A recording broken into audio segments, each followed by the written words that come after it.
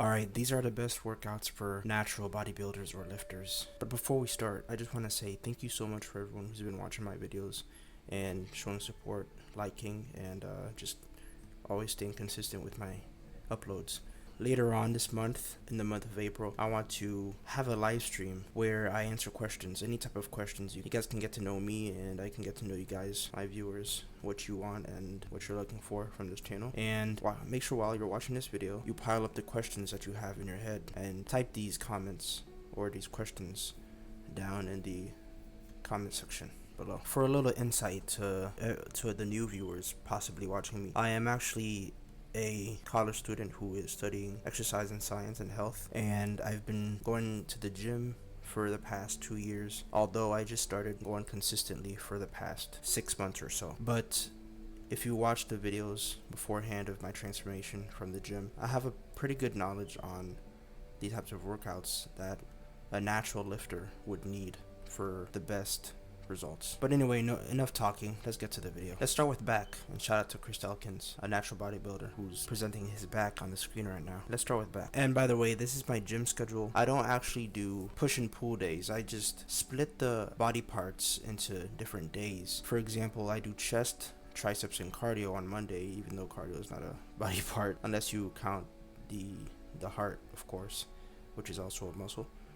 But I put chest and triceps because really every single day you want to hit a location that doesn't limit your performance in another workout. You don't want to lose all the energy that you have in the workouts that you do. So you train chest and the tricep is completely different, so you're not gonna lose the amount of potential that you can put into the workout. And then, as you can tell, on Tuesday, back, biceps, shoulders, and what I just told you guys, since back doesn't interfere with biceps and shoulders, I just add them together. And abs, of course, don't interfere either.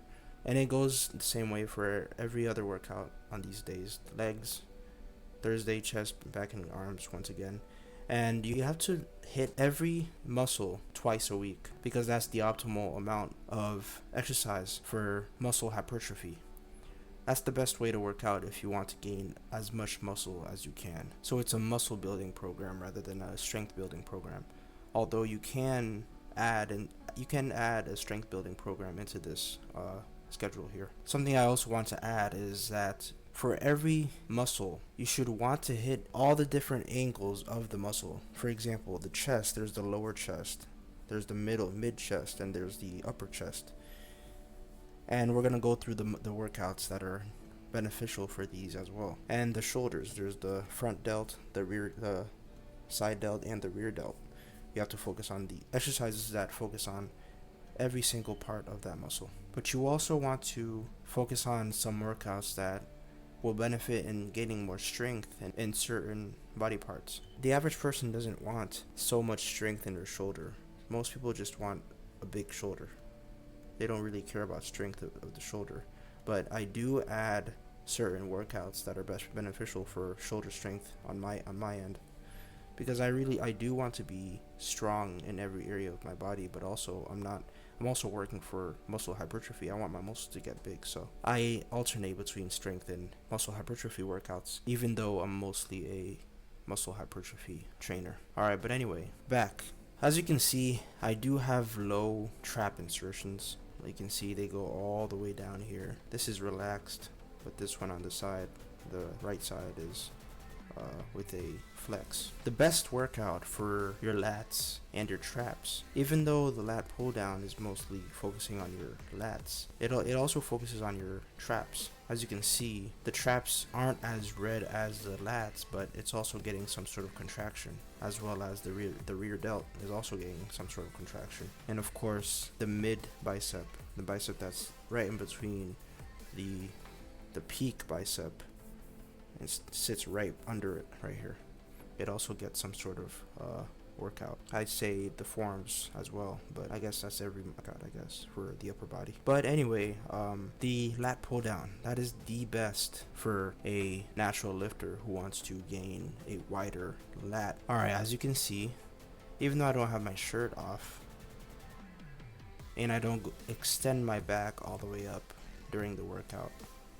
This is just a warm up after all, but the lat pull down really focuses on the whole back, especially if you lean back, as you can see from this person doing it. Me, on the other hand, I mostly focus on sitting up with my back straight and pulling it down, because I feel the full contraction of my back muscle when I do that, and I recommend you guys doing so as well. Alright, the other workout I would recommend is the seated back row. Even though the way I'm doing it right now is completely not quality, especially because of the handle that I'm using. That's actually not the best handle that you should use for seated back rows.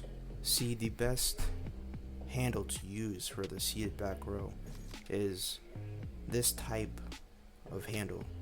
You're gonna see it at your local gym. You just sit down, your hands are very close together, and you pull.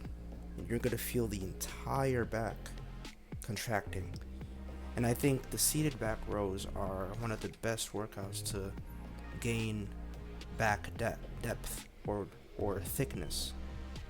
Your back is gonna be extremely thick after doing these workouts. In my first 3 months of doing the seated back row, I saw so much thickness in my back. It was insane. And the third back workout that I think is the best for building back gains, for getting back gains, is the pull-up.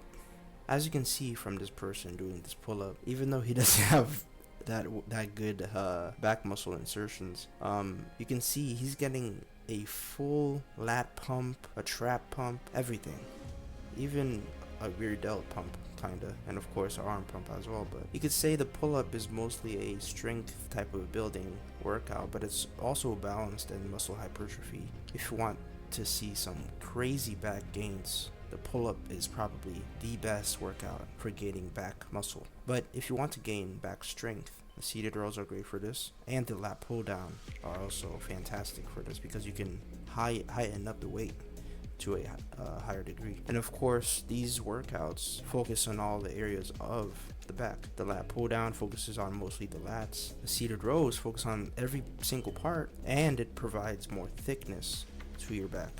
Compared to the lat pull down, it focuses on more of a wider back.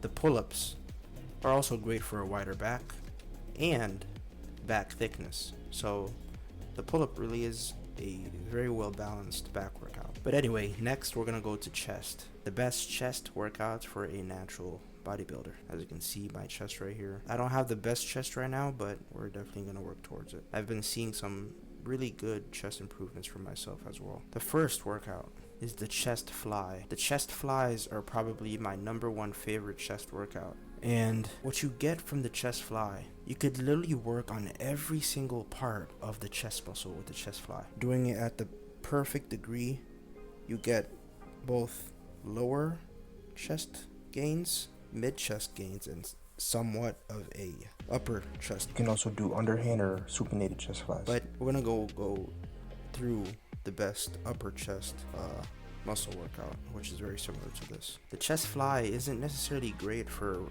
chest strength building, but it's definitely great for building a bigger chest, combined with high calorie diet, of course. The next workout is the seated chest press, which is mostly good for the mid chest. I'm not gonna lie, it's great for actually building strength in the chest overall. And for an upper chest workout, the seated chest press moving upwards is really good for the upper chest, as well as somewhat the front delt, but we're not there yet. But it's mostly a upper chest workout. It's great for it. It's great for building muscle and muscle hypertrophy, because you can really rack the weights to a very high degree. And of course, I gotta add the bench press. The bench press is the #1 chest workout for building chest strength. It focuses on strength on both the lower chest, the mid chest, and the upper chest. It literally uses the whole chest to push the bar upwards, combined with perfect form, of course, which is you have to put your back on the seat, your butt on the seat, but with your back arched and with the wide leg stance. It's basically the same as what you're seeing right here in this GIF. Another upper chest workout is the incline bench press.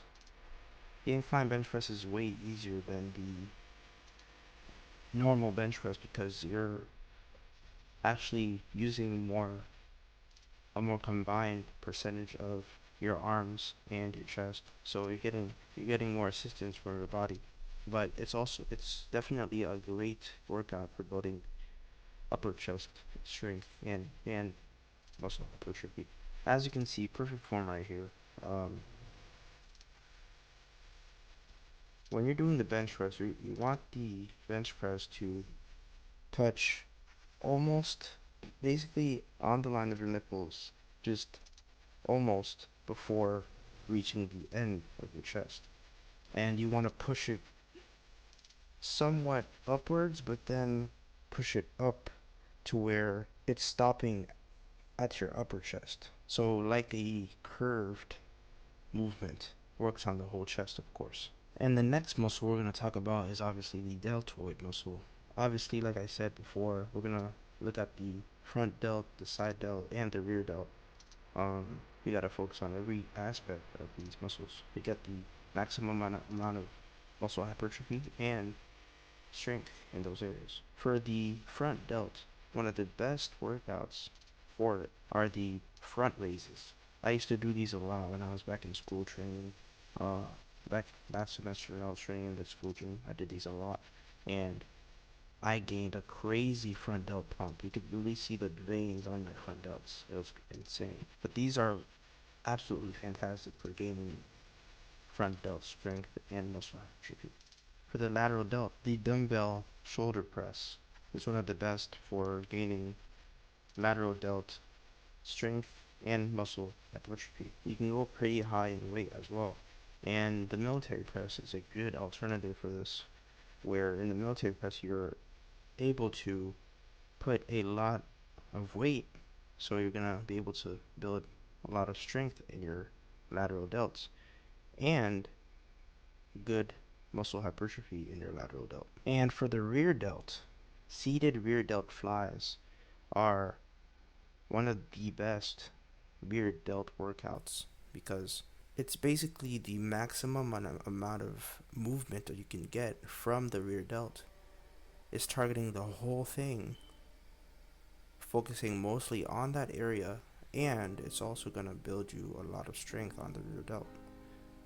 There's not much rear delt workout, so this is possibly one of the greatest ones.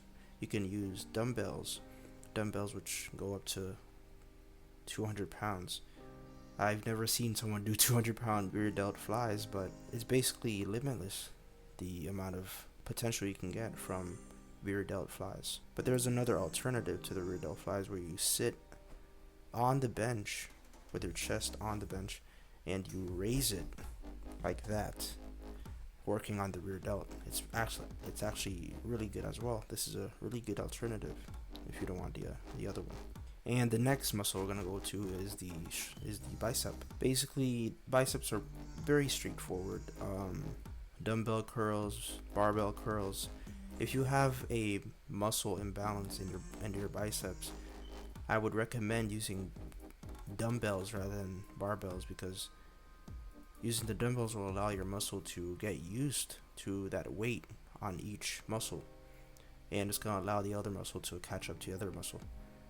Compared to the barbell raise, you're using both muscles to raise the one thing, which will allow assistance from each muscle. But the barbell curls are really good for strength building in your bicep as well. I think it would pretty much be the same for the dumbbell because it's both working on your bicep. And of course you can use a bench press barbell, but only Lair Wheels does that. I've never seen a natural bodybuilder doing a barbell bench press bicep curl.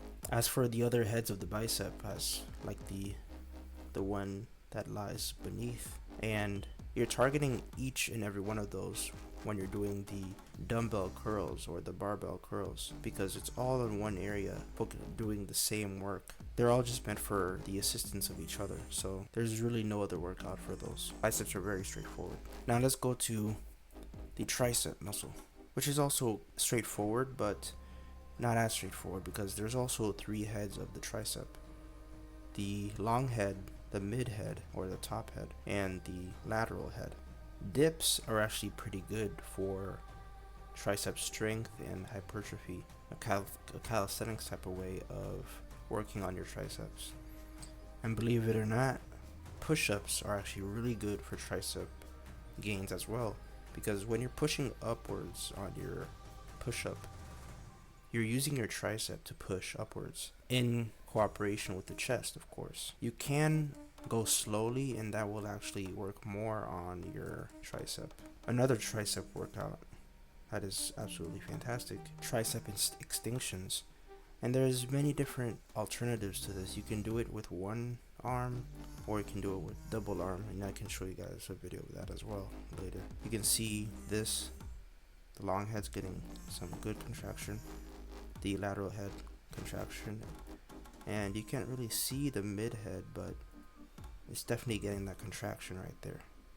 Tricep overhead extensions are also fantastic for triceps, tricep strength, tricep hypertrophy, all that stuff. You can see that that contraction. And now we're going to talk about the legs, and these are actually my legs. A fantastic workout for quads, leg extension.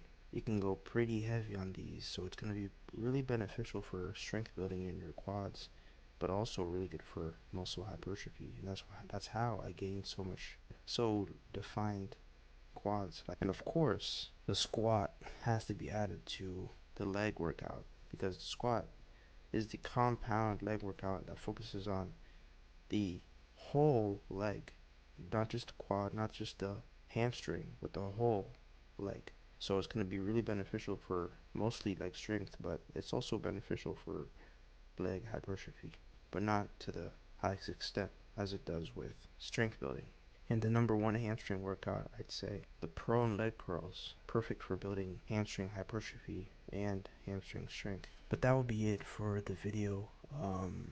That's the best workouts for every aspect of the muscle, through the lats, the traps, the bicep, that's below the actual peak of the bicep, the lower chest workouts, the mid chest workouts, the upper chest workouts. We went through what's best for strength training and hypertrophy based training, and we went through the different angles of the shoulder. You guys get it. Let me know what you guys think. Tell me your thoughts down in the comment section. Make sure to like, comment, and subscribe if you enjoyed. Don't forget, post your questions, because I'm always open for questions and a discussion down in the comment section below. If you enjoyed the video, please subscribe to the channel, and that'll be it. See you guys in the next one. Peace out.